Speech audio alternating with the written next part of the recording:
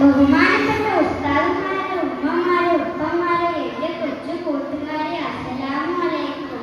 നിങ്ങളുടെ ജന്മദിനത്തിൽ 2 വാക്ക് സംസാരിക്കാൻ അവസരം തന്നതിന് അൽഹംദുലില്ലാഹ്. മുത്തുനബി എല്ലാവരെയും ഒത്തിരി ഇഷ്ടമായിരുന്നു, പ്രത്യേകിച്ച് കൊച്ചു കുട്ടികളെ. മുത്തുനബി സഹാബിയുടെ വീട്ടിൽ പോയതായിരുന്നു. ആ സഹാബിക്ക് ഒരു കൊച്ചു കുഞ്ഞുണ്ടായിരുന്നു. നബി കുഞ്ഞിനെ കണ്ട ഉടനെ കോരിയെടുത്ത് രൂപ കൊടുത്തു. അപ്പോൾ ആ സഹാബി അത്ഭുതത്തോടെ ചോദിച്ചു, അങ്ങ് എന്റെ മകനെ ഉമ്മ വെച്ചോ?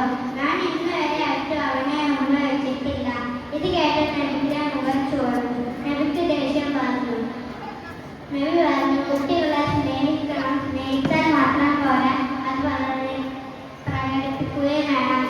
കുട്ടികളെ സ്നേഹിക്കണം, തലോടണം, കുട്ടികളോടൊപ്പം കളിക്കുകയും വേണം.